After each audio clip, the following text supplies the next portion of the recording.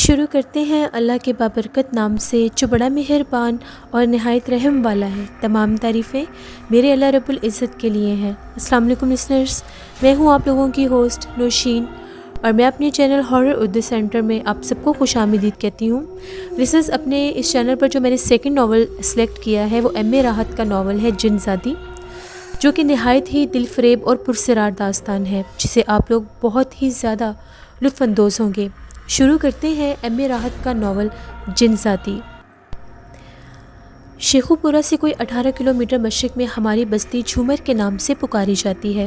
اگر آپ کبھی ادھر سے گزرے ہوں گے تو آپ لوگوں نے سبز پتوں میں یہ تاریخی ستارے لٹکے ہوئے دیکھے ہوں گے، تو سمجھ جائیے گا کہ آپ جھومر کے سامنے سے گزر رہے ہیں۔ پاکستان بھر میں سب سے زیادہ اور سب سے میٹھے کینو ہم لوگوں کے ہی باغات کے ہیں۔ میرے والد صاحب کے زمانے میں ان درختوں کے کینو جاتے موسم میں اتارے جاتے ہیں، اور ان کے شاندار اور میٹھے فصل کی جو سیلاب ہے وہ پورے پاکستان میں آ جاتا ہے۔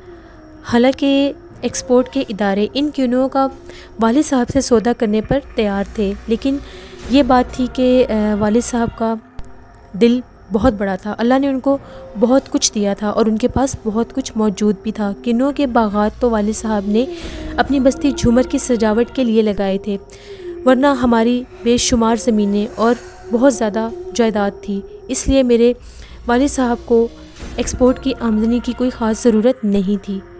میرے والد صاحب کا ہمیشہ سے یہی کہنا تھا کہ میرے باغوں کے جو پھل ہیں وہ میرے اہل وطن کھائیں اور ان سے مزے اڑائیں، مجھے باہر بھیج کر ان سے کوئی ایکسٹرا پیسے کمانے کی ضرورت نہیں ہے۔ بہت مناسب قیمت پر پورے پاکستان کے شہروں میں ہم لوگوں کے کینو پہنچا دیے جاتے تھے، اور والد صاحب کی سوچ بھی یہی تھی۔ بہرحال میرے بھائیوں کا تذکرہ میں بعد میں کروں گا، اپنے بارے میں بتاتا چلوں تو میں گھر کا سب سے چھوٹا اور سب سے کھوٹا ہوں، لیکن والد صاحب کا بہت زیادہ لاڈلا ہوں۔ میری والدہ کا اس دنیا کے جانے کے بعد میرے والد صاحب نے مجھے بہت زیادہ پیار اور محبت سے پالا، کیونکہ میں ان کی زوجہ محترمہ کی آخری نشانی تھا۔ تو میرے والد صاحب نے مجھے بہت زیادہ توجہ دی، مجھے بہت زیادہ محبت سے پڑھا لکھا کر پروان چڑھایا اور ہمیشہ میرا خیال رکھتے تھے۔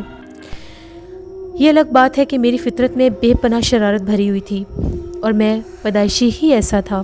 کوئی ایسا دن یا کوئی ایسا وقت نہیں ہوتا تھا جو شرارت سے بھرپور نہ ہو، اور میری شرارت کی گواہی تو دنیا دیا کرتی تھی۔ وہ کہتے ہیں نا کہ شیطان سے میرا براہ راست واسطہ تھا، اور میں ایسی شرارتیں کرتا تھا کہ لوگ عاجز آ جاتے تھے۔ زمیندار صاحب کا منظور نظر اور سب سے چھوٹا ہونے کا یہی تو فائدہ تھا کہ ہر کوئی مجھے برداشت کر لیتا تھا، اور ہر کوئی میرے سے بہت زیادہ محبت بھی کیا کرتا تھا، اور میں ایسی شرارتیں کرتا تھا جس پر پردہ ڈالنے کے لیے صرف اور صرف مولوی چچا ہی تھے۔ وہ میرے بہت زیادہ اور بہت پیارے دوست اور دست راست بھی تھے۔ وہ ایسے کام کر کے اپنی ذہانت سے میری شرارتوں پر پردہ ڈالتے تھے کہ کوئی مان ہی نہیں سکتا تھا۔ وہ میری ہر خواہش پوری کرتے تھے۔ آپ یہ جان لیں کہ اگر میرے دل میں ذرا سی بھی کوئی خواہش آتی تھی تو مولوی چچا فوراً سے پہلے اس کو پوری کر دیا کرتے تھے۔ آتش بازی کے لیے بیچارے پیدل میلوں چل کر میرے لیے بہت زیادہ پٹاخے وغیرہ لے کر آتے تھے، اور جب وہ میرے ہاتھ لگ جاتے تھے تو پھر پوری بستی کی شامت آ جاتی تھی۔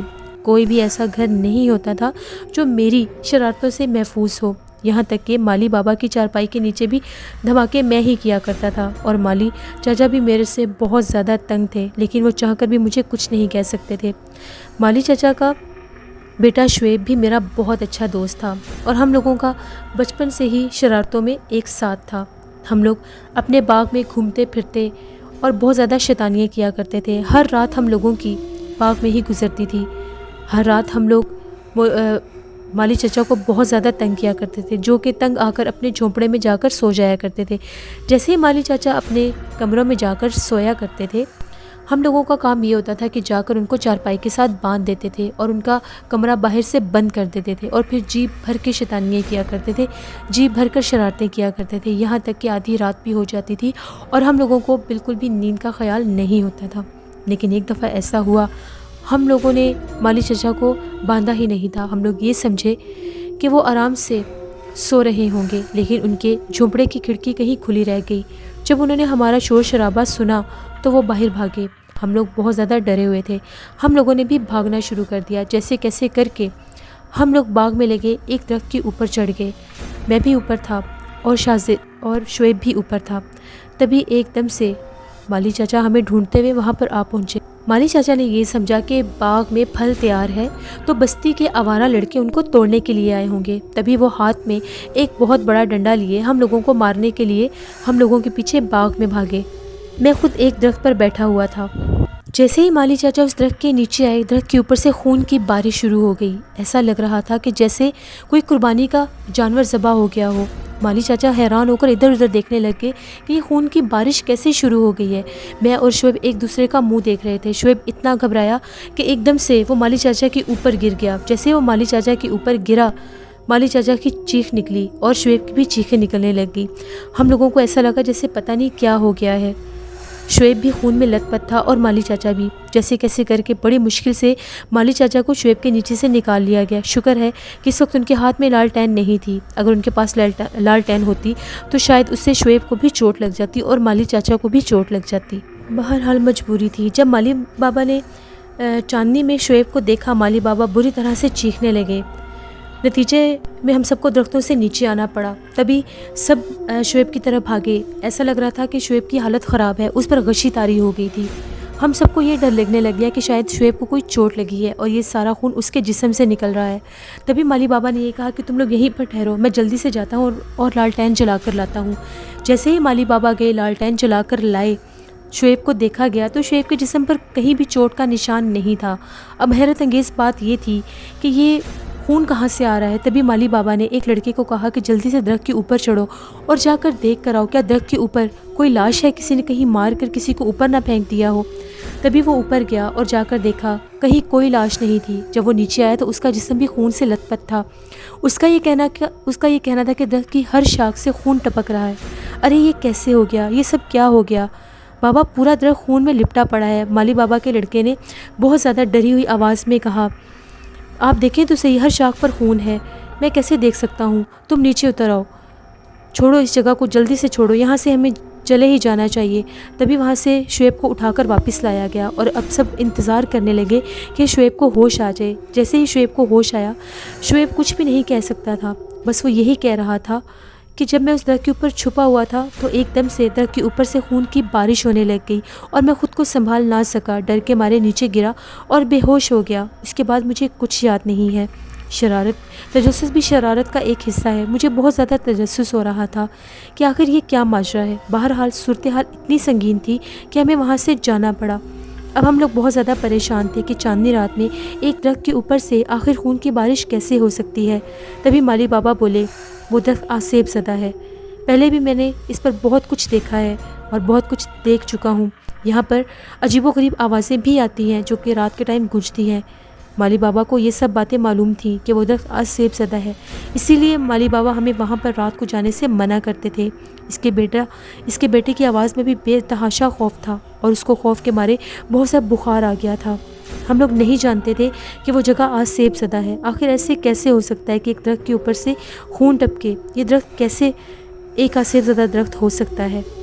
میرے ذہن میں ذرا بھی خوف نہیں تھا، بلکہ ایک تجسس تھا جس کو میں دور کرنا چاہتا تھا کہ درخت کے اوپر سے خون کیسے آ سکتا۔ دوسرے دن بدستور کوئی 11 بجے میں مالی بابا کے پاس آیا تو مالی بابا نے مجھے دیکھا اور پوچھنے لگے، جی چھوٹے سرکار ادھر کیسے آنا ہوا؟ مالی بابا کا بیٹا آج بھی بخار میں مبتلا تھا، تو میں نے ان سے یہ کہا کہ میں بھیا کو دیکھنے آیا ہوں، اب ان کی کیسی طبیعت ہے؟ جس پر مالی بابا کا یہ کہنا تھا کہ دعا کریں کہ یہ ٹھیک ہو جائے۔ مگر مالی بابا آپ کہہ رہے تھے کہ وہ درخت آسیب زدہ ہے۔ ہاں بیٹا، کئی بار میں نے اس بات کا ذکر سرکار سے بھی کیا ہے کہ وہ درخت آسیب زدہ ہے، مگر خوب پھل دیتا ہے، سارے درختوں سے زیادہ پھل اسی درخت پر آتا ہے۔ مگر آپ یہ بات کیسے جانتے ہیں؟ سرکار تو ہماری بات مذاق میں اڑا دیتے ہیں اور کہتے ہیں کہ مالی بابا تم بوڑھے ہو چکے ہو اور ایسی باتیں کرتے ہو، اب اپنے بیٹے کو کام پر لگاؤ، تمہارے بیٹے یہ کام کریں گے، تمہیں تو اب اس درخت کے اوپر سے آسیب نظر آنے لگے ہیں، کوئی آسیب وغیرہ نہیں ہوتے، ان آسیبوں نے آج تک ہمیں کوئی نقصان نہیں پہنچایا، یہ تو ہم لوگوں پر بہت زیادہ مہربان ہیں، پھر آپ کیوں ہمیں ڈر میں مبتلا کرنا چاہتے ہیں؟ بچوں کی تو فطرت ہوتی ہے، ان کو تو عادت ہوتی ہے کہ وہ ہر چیز کے پیچھے لگ جاتے ہیں۔ مالی بابا ہمیں ہمیشہ سمجھاتے تھے کہ کبھی بھی اس درخت کے قریب نہیں جانا، لیکن میرے اندر تو تجسس کا طوفان بھرا ہوا تھا۔ بھلا مجھے آج رات کون روک سکتا تھا کہ میں اس آصف زدہ درخت کی تحقیق نہ کروں؟ مجھے جانا تھا، کوئی 12:30 بجے کا وقت تھا۔ میں چپ چاپ باہر نکلا اور اس کے بعد باہر کا فاصلہ طے کرتے ہوئے مجھے اچھا خاصا وقت ہو گیا۔ میں چونک اٹھا۔ پچھلی رات ایک خوفناک واقعہ پیش آ چکا تھا اور میں یہ بات بھی جانتا تھا کہ آج کی رات تو کم سے کم میرے ساتھ یہاں پر کوئی بھی نہیں آئے گا، مجھے اکیلے ہی جانا ہوگا، اور ویسے ہی ہوا۔ میں اکیلا اس درخت کے پاس پہنچ گیا۔ مالی بابا اپنے جھونپڑے میں تھے۔ میں فاصلہ طے کرتا گیا، درخت تک پہنچ گیا۔ بے شک آج 14ویں رات نہیں تھی، لیکن 15ویں کا چاند تھا، جو کہ 14ویں سے کم نہیں ہوتا۔ خیر جو کچھ بھی تھا، چاند کی چاندنی آج بھی آب و تاب پر تھی اور مجھے کسی چیز کا کوئی بھی خوف نہیں تھا۔ میں تو بس اس آصف زدہ درخت کو تحقیق کرنا چاہتا تھا۔ تبھی کچھ دیر کے بعد میں درخت کے تنے کے اوپر بندر کی طرح چڑھ گیا اور پہلی سے دوسری شاخ پر جاتا ہوا تیسری شاخ پر پہنچ گیا اور وہاں پر جا کر بیٹھ گیا اور وہاں پر خون تلاش کرنے لگا۔ اس وقت درخت پر خون کی ایک بوند بھی نہیں تھی۔ میں ایک شاخ کے اوپر پاؤں لٹکا کر بیٹھ گیا اور یہ سوچنے لگا کہ شاید ممکن ہے چند لمحوں بعد خون کی بارش شروع ہو جائے اور پھر میں دیکھوں گا یہ خون کہاں سے آتا ہے۔ دور دور تک ویرانی اور سناٹے کا راج تھا۔ پرسرار چاندنی ہر سو پھیلی ہوئی تھی۔ کبھی ایسا لگ رہا تھا 14ویں رات کے مرغولے انسانی شکلیں اختیار کر کے رقص کر رہے ہوں، کبھی ایسا لگ رہا تھا کہ جیسے زمین پر سانپ رینگ رہے ہوں۔ لیکن اب جو کچھ بھی تھا، مجھے کوئی بھی خوف نہیں تھا۔ میں تو بس یہ دیکھنا چاہتا تھا کہ خون کی بارش کب شروع ہوگی۔ مجھے انتظار کرتے ہوئے خاصی دیر گزر گئی۔ تبھی ایک دم سے میرے سر کے اوپر ایک چیز آ کر گری۔ جیسے ہی میرے سر کے اوپر کوئی چیز گری، میں ڈر گیا۔ میں نے اپنے سر کے اوپر ہاتھ مارا تو وہ ایک گیلی سی چیز تھی۔ ایسا لگ رہا تھا کہ جیسے کوئی بہت بڑا کینو میرے سر کے اوپر گرا ہے اور پھٹ گیا ہے۔ تبھی ایک دم سے انتہائی خوبصورت ہنسی کی آواز آئی۔ عجیب سی ہنسی کی آواز تھی۔ ایسے لگ رہا تھا کہ کوئی چھوٹا سا بچہ کھلکھلا کر ہنس رہا ہو۔ میں نے پھٹی پھٹی نگاہوں سے سامنے دیکھا تو کچھ دکھائی سا دیا۔ میں کیا دیکھتا ہوں، 8 یا 9 سال کی کوئی بچی تھی۔ یہ میرا اندازہ ہے، عمر اس سے زیادہ یا کم بھی ہو سکتی تھی۔ وہ بے تحاشا خوبصورت تھی۔ اس کی رنگت بہت زیادہ سفید تھی اور بہت زیادہ سنہری بال تھے۔ اس نے حسین فراک پہنی ہوئی تھی اور اس کا پورا چہرہ چاند کی طرح چمک رہا تھا۔ ایسا محسوس ہو رہا تھا کہ جیسے کوئی بیگانہ سا تصور ہے۔ مجھے عجیب سا لگ رہا تھا۔ میرا ذہن یہ کہنا چاہتا تھا کہ اتنی حسین اور خوبصورت لڑکی میں نے اپنی زندگی میں پہلے کبھی نہیں دیکھی۔ شاید وہ ایک تصورانہ خوبصورتی رکھتی تھی اور مجھے دیکھ کر ہنس رہی تھی۔ غالباً کینو میرے سر پر اسی نے پھینکا تھا جو پھٹ گیا تھا اور وہ ہنسنے لگی۔ میں نے اسے پوچھا، تم کیوں ہنس رہی ہو؟ تمہیں کیوں ہنسی آ رہی ہے؟ اس نے ہنستے ہوئے کہا، قسم لے لو میں نے نہیں مارا، یہ تو اوپر سے گرا ہے۔ میں نے غصیلی نگاہوں سے اسے دیکھا۔ وہ پھر ہنس کر بولی، میں نے نہیں مارا تو پھر تم ہنس کیوں رہے ہو؟ تم ڈر گئے تھے نا؟ جی نہیں، میں ڈرا نہیں تھا۔ ڈرتا تو یہاں پر کیوں آتا؟ تم ڈر گئے ہو، بالکل بھی جھوٹ مت بولو۔ میں تمہیں آزما کر دیکھ چکی ہوں اور تم ڈر گئے تھے۔ تم تو سوچ بھی نہیں سکتے تھے کہ تمہارے سر کے اوپر کوئی چیز آ کر گرے گی، اور تم اچھلے کیوں تھے؟ اچھلا تو میں صرف اس لیے تھا کہ مجھے پتہ نہیں چلا تھا کہ میرے سر کے اوپر کیا آ کر گرا ہے۔ دیکھو میں جانتا ہوں تم نے ہی مجھے کینو مارا ہے، میں جھوٹ نہیں بول رہی، میں نے ایسا کچھ بھی نہیں کیا۔ میں تو بس یہاں سے گزر رہی تھی تو تم پر نظر پڑ گئی۔ میں تمہیں کیسے مار سکتی ہوں؟ میں نے نہیں مارا، میں تو صرف تمہیں دیکھ رہی تھی۔ مگر تم یہاں کیا کر رہی ہو؟ کچھ نہیں، بیٹھی ہوئی ہوں درخت پر چڑھ کر۔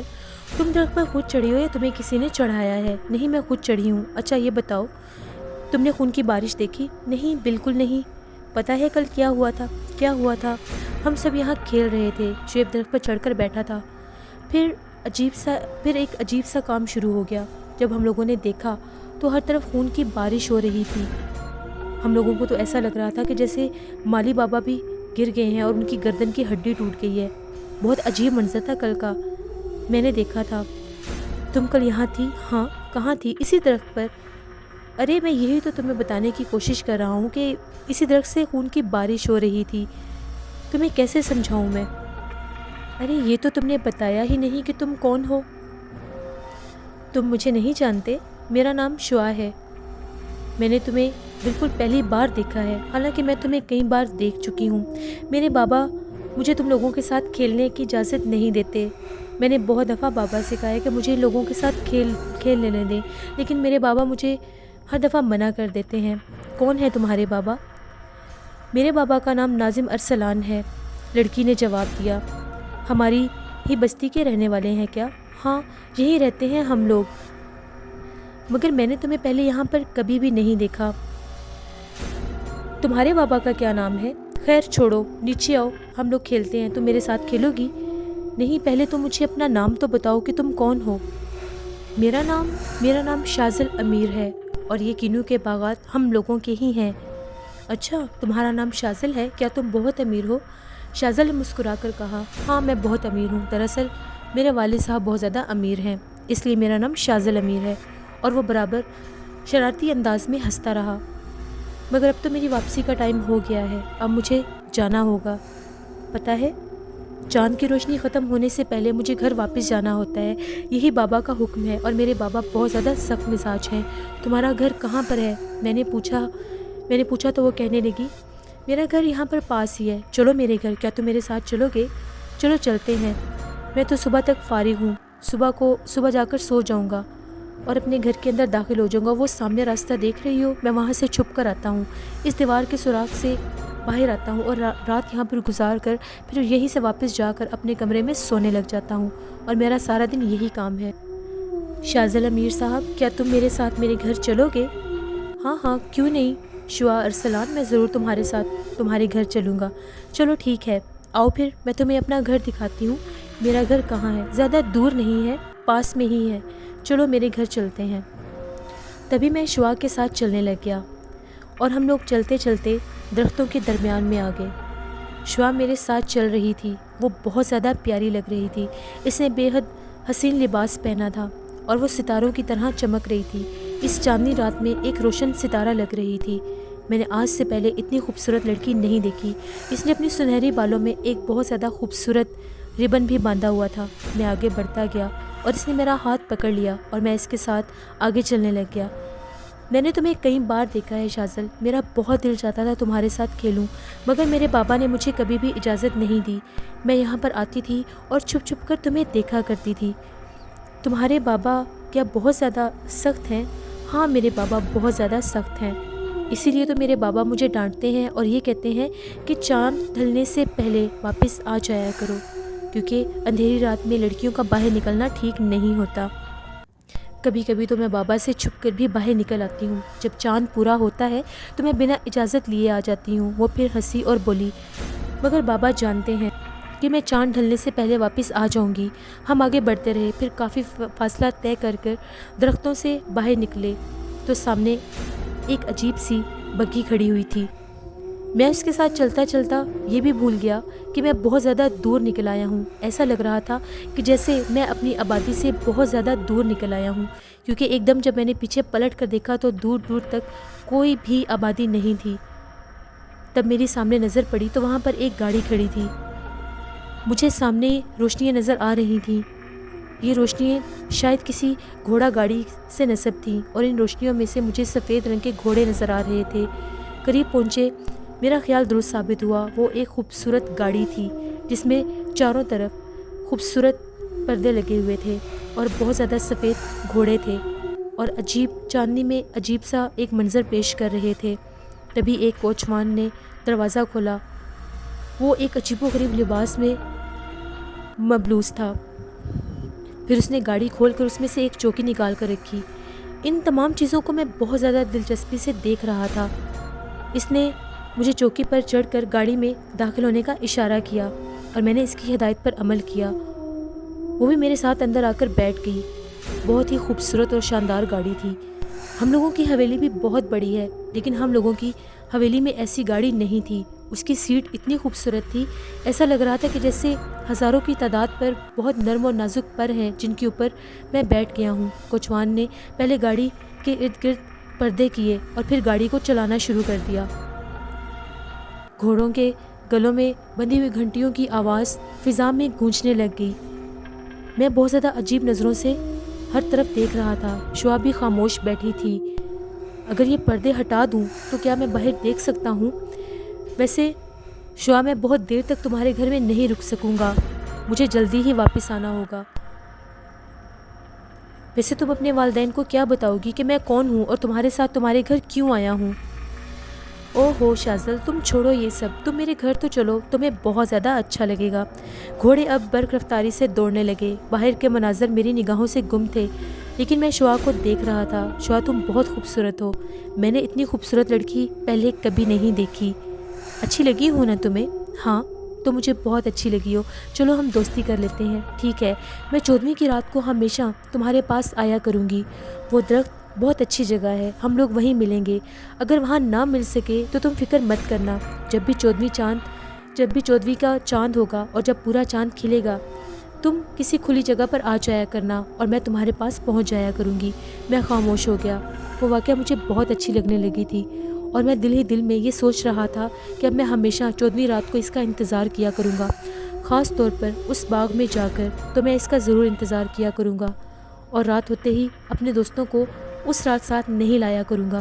پھر گھوڑوں کی رفتار کم ہوئی اور گھوڑے رک گئے۔ جیسے ہی گاڑی رکی، کوچوان نے وہی چوکی نیچے رکھی۔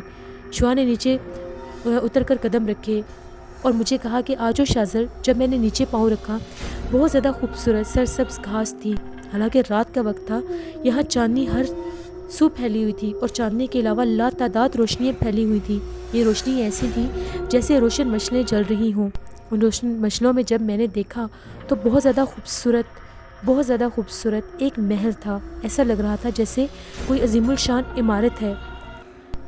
شعا مجھے لیے ہوئے اس عمارت کی طرف چلنے لگ گئی۔ ایسا لگ رہا تھا کہ وہاں کوئی جشن ہو رہا ہے۔ ہر طرف مشلیں اس طرح سے پھیلی ہوئی تھیں۔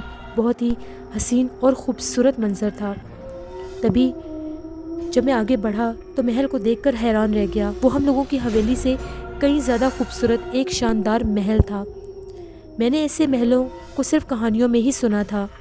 عجیب و غریب عمارت، اتنے خوبصورت دروازے، اتنی خوبصورت دیواریں، سنگ مرمر سے بنا ہوا ایک محل تھا، اور میں اس کی بنی ہوئی سیڑھیوں پر شعا کا ہاتھ تھامے بڑھتا ہوا جا رہا تھا۔ ایک بہت بڑی راہداری تھی جس میں بہت خوبصورت قالین بچھا ہوا تھا۔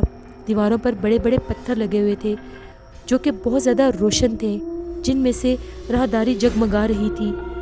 میری حیرت عروج پر تھی کہ میں یہ سب کیا دیکھ رہا ہوں۔ میں حیرت انگیز انداز سے سب کچھ دیکھ رہا تھا، کوئی بات نہیں کر رہا تھا، پتہ نہیں یہ سب کیا تھا۔ تبھی مجھے شازل کہنے لگی کہ آؤ میں تمہیں اپنا کمرہ دکھاتی ہوں۔ ایک بہت ہی بڑا کمرہ تھا، انتہائی قدیم طرز کا، جہاں پر بہت زیادہ حسین صوفے اور مسہری سجی ہوئی تھی۔ ایک بہت زیادہ اونچی عظیم الشان چھت تھی جس کے اوپر ایک بہت بڑا فانوس لگا ہوا تھا جس میں روشنیاں جگمگا رہی تھیں۔ یہ سب ماحول میرے پر سحر طاری کر رہا تھا۔ تبھی شعا کہنے لگی یہ میرا کمرہ ہے، یہاں رکو، میں تمہیں اپنا باغ دکھاتی ہوں۔ میری تو حلق سے آواز ہی نہیں نکل رہی تھی۔ میں شعا کے ساتھ پھر کمرے میں سے باہر نکلا۔ باغ کے سامنے عقبی حصے میں ایک بہت بڑا باغ تھا، بہت زیادہ خوبصورت۔ وہاں پر بہت زیادہ حسین پھول لگے ہوئے تھے اور بہت زیادہ روشن وہ جگہ تھی۔ میں نے آج سے پہلے زندگی میں ایسا منظر اور ایسی دنیا نہیں دیکھی تھی۔ نہ جانے یہ سب کیا تھا، یہ سب کچھ کیا تھا، میں نہیں سمجھ پا رہا تھا۔ پھر میں نے دیکھا کہ وہاں پر سفید لباس میں کوئی چل پھر رہا ہے اور روشنیوں میں بہت عجیب سے رنگ لگ رہے ہیں ان کے۔